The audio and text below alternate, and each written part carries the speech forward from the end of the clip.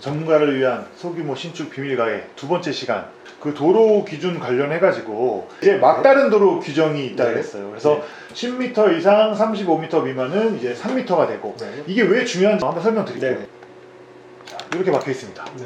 그래서 내가 건축하려는 땅이에요. 막다른 도로 기준으로 할 때 이 길이를 기준으로 한다고 했나요? 아니면은 이 길이를 기준으로 한다고 했나요? 아니면은 이 길이를 기준으로 한다고 했나요? 첫 번째 거 기준. 그렇습니다. 이 첫 번째 거, 얘는 아니죠. 그래서 이 길이를 기준으로 보는 거고, 그 기준이 35m고 35m가 초과되는 도로는 6m를 확보해야 된다. 근데 보통 기본이 되는 도로의 너비는 4m였단 말이에요. 그런데 6m를 확보하게 됨으로써 이 도로의 폭이 일반적인 도로보다 딱 3m. 도로에 접한 이 땅의 폭이 10m예요. 자, 그랬을 때 도로 후퇴가 얼마가 돼야 됩니까? 3m요? 아니죠. 맞은편의 절반, 나도 절반 나눠 갖는 거예요. 그래서 1.5m만 내가 파고 나머지 1.5m는 언젠가 너도 건축할 거 아니야. 그러면 그때 네가 확보해. 나 혼자 3m 다 못 밀겠어. 1.5m가 들어가게 되는. 나만 후퇴하는 거 아니고 도로 중심선에서 내가 확보하는 만큼 너도 후퇴해. 근데 만약에 맞은편에 철도나 공원 같은 게 있어가지고 하천 이런 게 있어서 실질적으로 도로 확보가 안 되는 거야. 이런 경우에는 나 혼자 온팡 뒤집어 써야 됩니다. 코너 땅을 살 때 반드시 알아야 되는 기준.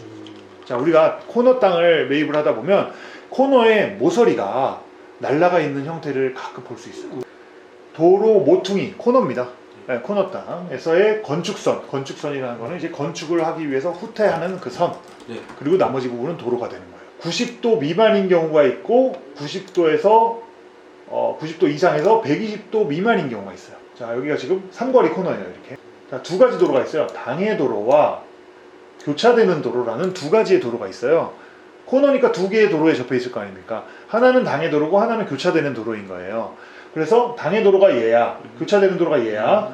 그러면 교차되는 도로의 너비와 당해 도로의 너비를 계산해서 교집합이 되는 부분만큼 후퇴를 해야 되는 거예요. 당해 도로가 8에서 6, 7m야. 예를 들어서 교차되는 도로가 7m야.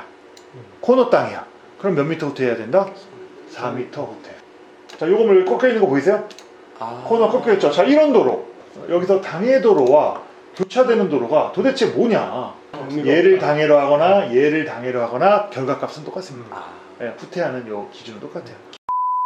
일조권을 먼저 좀 말씀을 잠깐만 드리면, 일조권에서 제일 중요한 거는 주거지역에서만 해당한다 라는 개념을 꼭 알고 계십시오. 1종 일반 주거지역, 2종 일반 주거지역, 3종 일반 주거지역이 대표적이고요. 전용 주거지역이라든지 그런 주거지역에서만 적용이 되는 겁니다. 적용 안 되는 거는 준주거지역, 준공업지역, 상업지역 이런 데서는 일조권 해당이 없어요. 그냥 건물의 일반적인 높이 규정만 적용을 하면 돼요.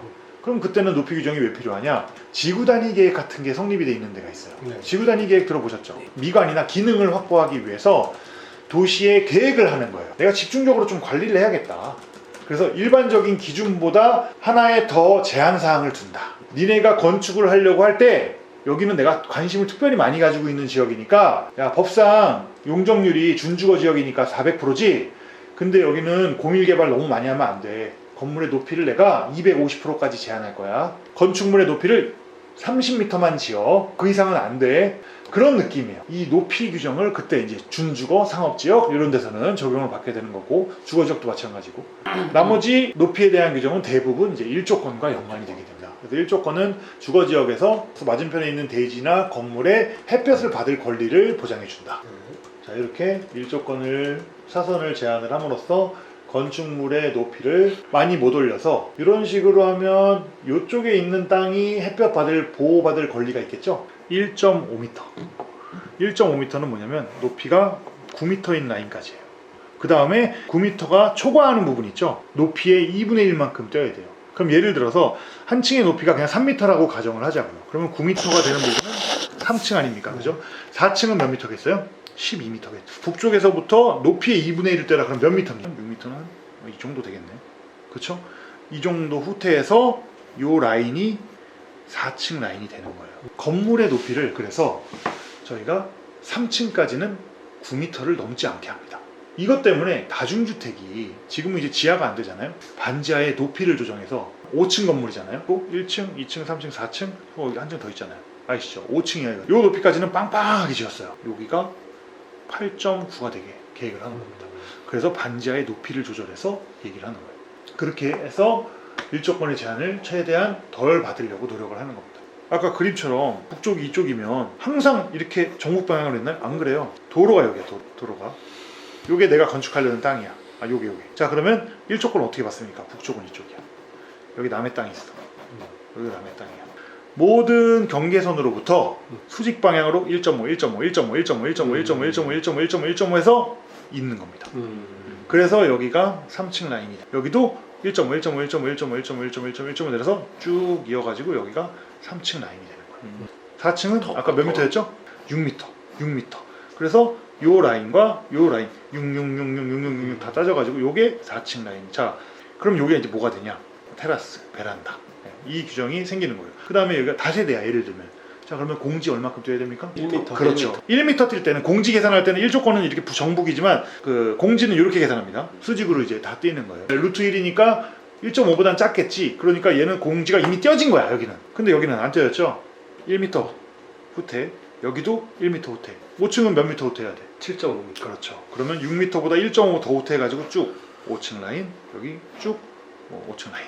저희가 1조권을 최소화하기 위해서 그렇게 어떻게 얘기를 합니까? 그래서 층고의 높이를 3씩 계산 안 하죠.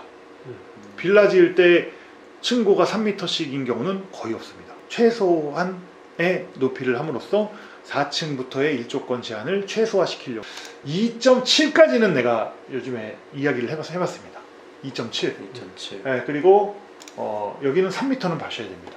왜냐면 주차장 그 규정이랑 요즘에 그 내진 구조 강화 막 이런 것 때문에 보호 두께가 막 두꺼워져 가지고 주차장 규정의 높이가 있어요. 참고로 이야기하면 자, 피로티 건물 이렇게 건물을 진입했을 때 이게 도로예요. 도로에서 주차장에 이렇게 들어가잖아요. 들어갔을 때 이 높이가 마감하고 나서 이 높이가 2.3m 이상은 나와야 됩니다. 이거 준공 기준이에요. 법적 기준. 필로티 주차장 할 때 차가 도로에서 들어갈 때 입구 쪽이 2.3 이상은 나와야 돼요. 요 2.3을 확보하려면 최소한 여기가 보호 두께랑 이런 거 고려했을 때 지금 한 3m 정도는 계획을 해야 되고 그 다음에 각 층의 높이를 보통 2.7까지는 계획하는데 그래도 2.8 정도는 계획을 하는 게 일반입니다. 2.8, 2.8